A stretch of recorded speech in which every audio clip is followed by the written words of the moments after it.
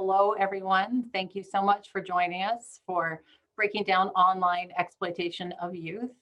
So glad that you guys could be here. I'm Nicole Cairns. I am one of our community policing coordinators with the Coquitlam RCMP, and myself and our community policing unit is very excited to be putting on this presentation as the first in our community safety webinar series. So joining us, I have Constable Rob Sierakowski. He's with the Coquitlam RCMP's Youth Detail. Constable Mary Boonstra with the Abbotsford Police Department. We're going to jump right in and have Constable Mary Boonstra get us started with her Abbotsford Police Department's It's a No program, which is something they've presented to youth, giving them some steps that they can take when they're presented with that potential online exploitation. So I'm going to turn it over to you, Mary. Thank you, Nicole, and welcome everyone, and thank you so much for tuning into this very important topic. I'm currently in recruiting with Abbotsford Police, but prior to that, I was a youth squad officer with Abbotsford, and photos and explicit photos were a topic that was quite big here in Abbotsford, and something that went very underreported.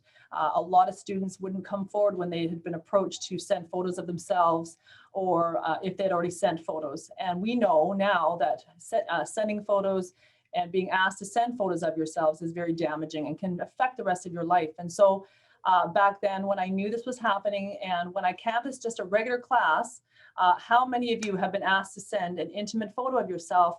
Probably 70% of them put up their hands. And that's when I thought, we have a problem. We have a problem. And not all those kids sent photos, but they had been asked to send photos. And so that was the start of the It's a No program, where I wanted to develop an action plan that should a child be asked to send a photo of themselves, or if somebody was trying to engage with them in a way that was inappropriate, that they had an action plan in place. And so that's why I developed the It's a No. It had to be something for me that was fast, quick. They didn't have to think about it. It just, as soon as that opportunity happened to them, they had something that they could act on right away. And so we went into all of the high schools here in Abbotsford, and we presented It's a No to all the kids to make sure that they had options. And before sending out a photo, think about your future, think about what that may look like. And so that's why we developed this program. We wanted to obviously make the connections with kids. We wanted to have that face-to-face with them, and also give them the opportunity to ask questions about of the program and how we could help them. So I'm just going to share my screen here with everyone. Okay, so this is what the logo looks like. It was created here in Abbotsford by a friend of mine. I wanted it to be strong. I wanted it to be just, it's a no. And it's something that when we delivered it to Abbotsford and all the schools out here, that everybody knew about it. So it's not like if a child or if a child asked somebody else for a photo, they had this presentation, they knew what this looked like, so they couldn't say they didn't know. Everyone had that presentation. So that's our logo. And that's the picture that we wanted everyone to put into their phones, so that if they were approached or again asked online to send photos or inappropriate content, this is what they would shoot back. All right, I'm going to go into a little video here.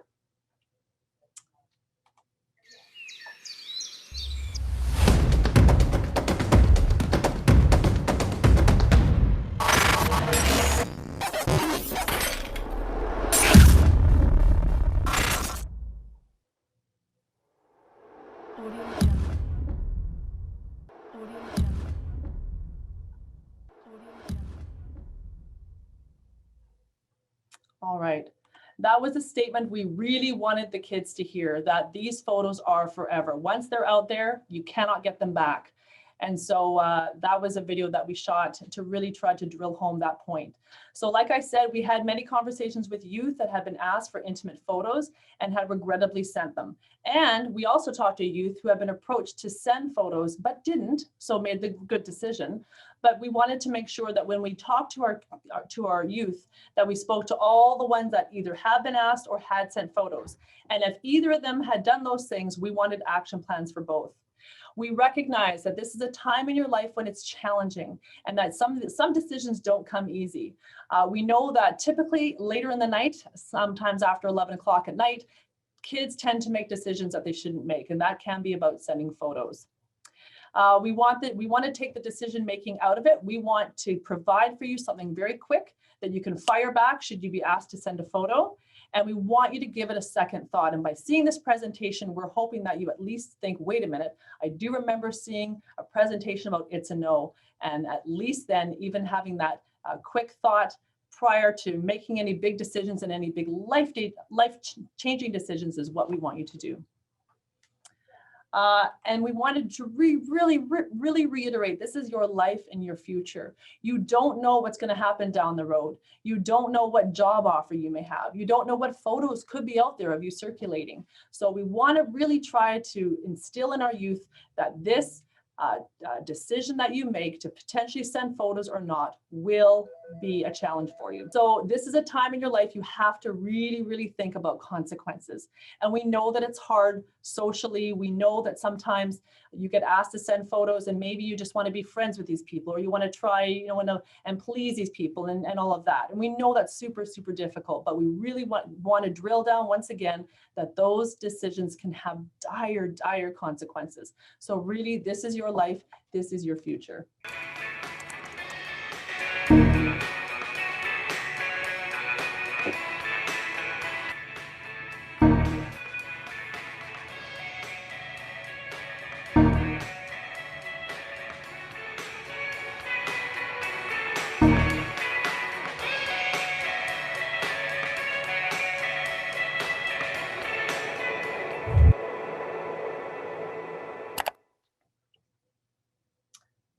Okay, that's a video that I really rings true, because there's oftentimes many opportunities that photos can be sent. Sometimes it can be just the littlest questions, like just show me a shoulder, or just show me a bare hand, or something really small that the child's like, wow, they're just asking for a knee, or they're just asking for a leg, or they're just asking for an elbow. And then let me see, you know, your bra strap or something like that's maybe more intimate. And so sometimes it can start really small, where the child may not recognize that it's actually becoming sort of extorting for photos and things like that. So, and then if a child has sent a photo and has sent a regrettable photo, say a bra strap, well, I'm going to tell people that you sent me your bra strap if you don't send me this of you, or you don't send me this picture of you and this part of your body. And so really on the front end, this type of behavior can seem very innocent at first. So we always say to kids, you know, whenever anybody's asking for any sort of photo of you, no matter what part of your body is, it's a no. It doesn't have to just be intimate images. Like I said, it can start really small. Okay, so the types of capture. So, and I call this the wide net. And what that means is that there are times, and these are things that we've learned in Youth Squad, where somebody will send a request for a photo to like 30 people or 40 people, just hoping one person sends a photo back, one or two. The more, you know, the more lines you have in the lake, potentially the more fish you're going to catch, right? So it's not usually one asking one, it's usually potentially one asking 30 or 40. So if you have been asked for an intimate photo of yourself, it may not just be you, it could be you and 20, 30 others. The types of captures also sometimes in an intimate relationship. When kids are in an intimate relationship, doesn't matter to us. We know that relationships in high school typically don't last. And so there's that trust that's built there. And sometimes kids feel more secure in sending photos, you know, that he would never do that to me, she would never do that to me, he would never share that photo. Yeah, we know for sure that's not the case, because typically these relationships don't last, and sometimes they don't last. They don't end well, which again can be really hard because again, they come to us or they come to school counselors and says, you know, I was in a relationship and now it's ended and he has these photos of me and I don't know what to do. And so all of that. So we really educate, no matter what kind of a relationship you have, absolutely you do not send photos of yourself in any fashion. The third type of capture, maybe he'll like me more if. So if someone's trying to get the attention of a boy or the attention of a girl, we've had it where we've had boys that have said to us, I never asked for photos, all of a sudden she's sending me photos, and that's not okay. So really being careful, and sometimes that comes from within and your own confidence, that that you don't need to be sending photos of yourself for someone to like you, right? If you have to send a photo of yourself for someone to like you, that's a problem, right? So really coming back to that sort of relationship thing as far as the intimate relationship goes, and then maybe he'll like me more if. And then stranger, right? Somebody just out of absolute nowhere through some sort of a game or some sort of a Tinder or all these different dating sites, somebody you don't really know is now asking you for photos. It's an absolute no on every level. And like I said, with all of these types of capture, this can result in, if photos are being sent and they're out there, for the police to get them back, very, very challenging. I'll tell you that right now. I think people expect that the police can just work, miracles and just get photos from wherever. It's not the case. Photos are often shared far and wide between friends. And once that happens, and then they start to travel into different school districts, it becomes really, really challenging.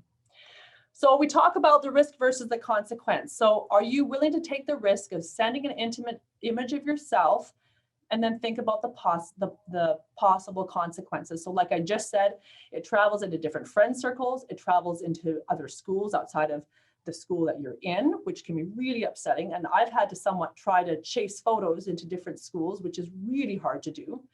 And then at the worst thing, obviously, if it goes to an employer where you're trying to get a job, or admissions at a college or university. So this actually happened to one of our high schools here in Abbotsford, where a ball team had sent photos, or photos were circulating of that ball team. And when they were going to university for these scholarships, it was a huge investigation that was brought into question about their integrity, and all of that was brought into play. So really, it can have devastating long-term lasting effects.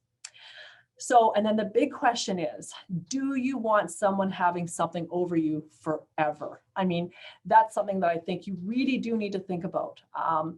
You want to live your life in a way that you don't have to worry. You don't have to wonder, what are they going to do, or what could they do, or where are these photos, or where have they traveled to? You want to live your life with confidence. You don't ever want to worry that something's going to pop up up to an employer, or to your school, or to your friends, or outside of friends. You don't want any of that hassle. It's really just easier to say, no, not interested in sending photos.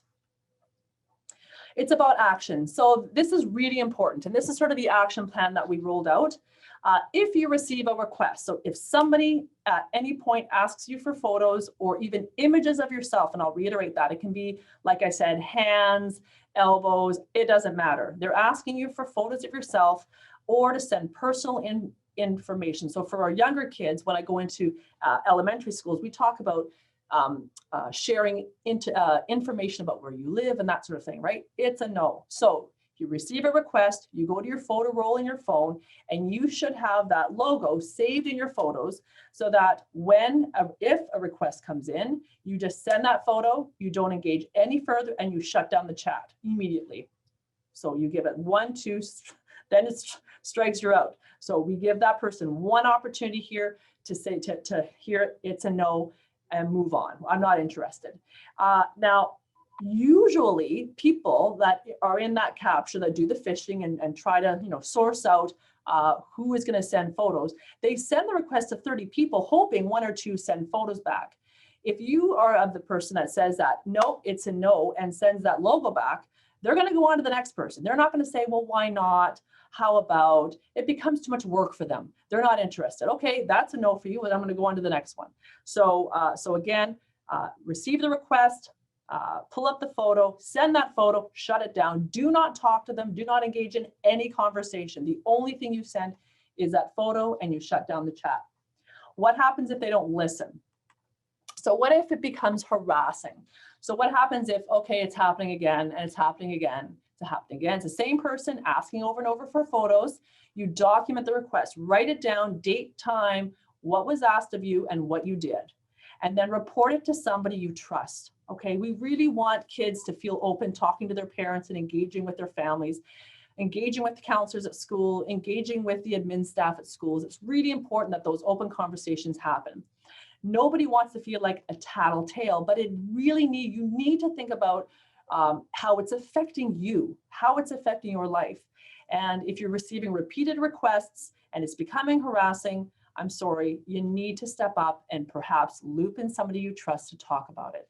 And it can be a counselor. And at that point, usually after a counselor's been engaged, they may decide to loop in a police liaison to come in and speak to the child and give some direction. What if you've already done it? What if you've already sent a photo? And we're not blind that sometimes people make mistakes We get that. Our job as police officers and people in the community that care about you is to try to help you make better decisions. So if you have sent a photo of yourself, make a list of who you sent that photo to. So there might be one person, two people. Make a list of anyone who says they saw the photograph. Maybe somebody's contacted you and has said, hey, I saw your photo. Ha ha ha. Okay, make a list of that person. And then again, talk to somebody who you trust that can help you. Like I said, police officer, a school administrator, somebody you feel comfortable with who can provide you some guidance. The worst day of my life is when we don't know about these things. I have a very young daughter too, who's 10, and I would be beside myself if this was happening to her and I didn't know about it. Parents oftentimes don't want to hear it or think about it, but they would be devastated to know that it was happening and they did not know about it to help them and help action and help teach and help guide, right? And so you might say, well, I'm worried to tell my parents because then they'll take my phone away. Okay, but you didn't do anything wrong, right? Perhaps then a conversation that kids should have with their parents is, you know what? I don't want to get my phone taken away. So if somebody approaches me for a photo, I'm going to tell you about it. I'm going to have an open relationship with you about it because I don't want to lose my phone. So having those open conversations with your parents, I think is also really, really important. We talk about criminal consequences because kids need to hear what the realities are. So having intimate photos on your phone may have criminal consequences. Absolutely. There are a number of different charges that can be laid. Now, it depends. Every situation is different. Every file is different. Every child is different. So at the front end, a lot of the times the police will go in and try and educate if it's something that's not horrendous. But again, everything is very individual. And so we need to go in and sort of assess the whole situation as a whole. But we will examine criminal charges if that is something we need to look at. We need people to be held accountable for asking for photos, for harassing people for photos, for obtaining photos and having them in their phones, for distributing the photos. All those things are criminal offenses. And over the age of 12 and up, you can be charged with a criminal offense. We really try to drill that into our youth so that they know that at the age of 12, you know better whether to send photos or not, right? And what that all looks like. So age of 12, very important. We also work, and I was working very heavily with our school district in working with discipline on kids that did send photos, shared them, asked for them, harassed them, etc. There would oftentimes be the board of review with the child and their parents. Sometimes there were suspensions involved. I mean, it was a whole gamut of options for kids that make these decisions to ask for photos, send them, share them, etc.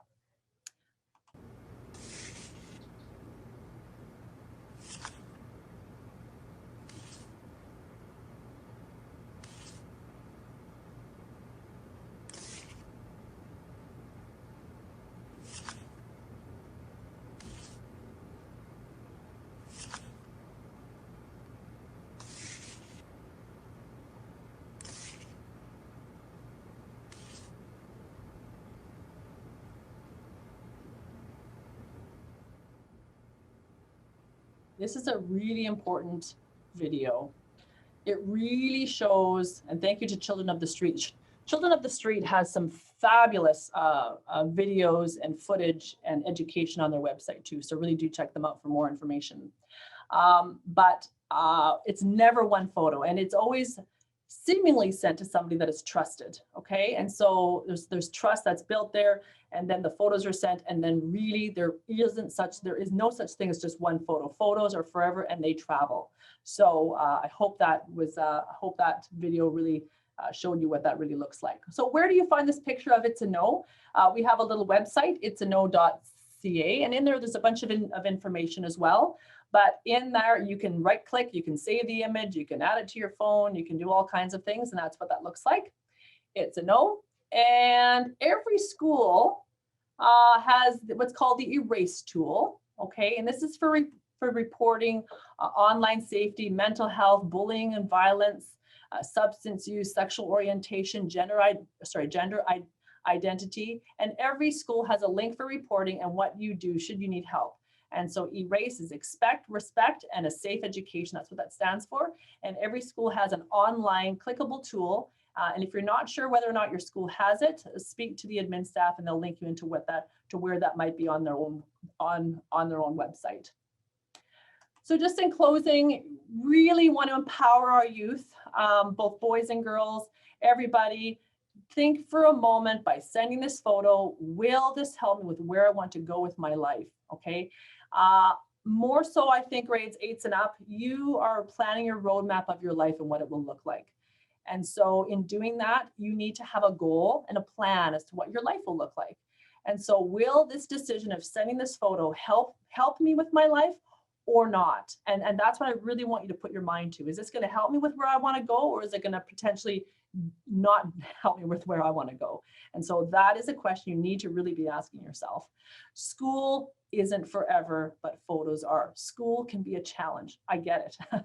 There's so much going on with friend circles and counselors, and there's family life in there, and then the stress of doing homework, and there's so much going on. I get it, especially now with COVID being so challenging. But right now, especially with COVID, I know you're on your devices more. That's really sometimes your big connection right now with this world is your device. And so I don't know what the statistics are, but I would imagine that perhaps there maybe has been a bit of an upswing in the asking of photos.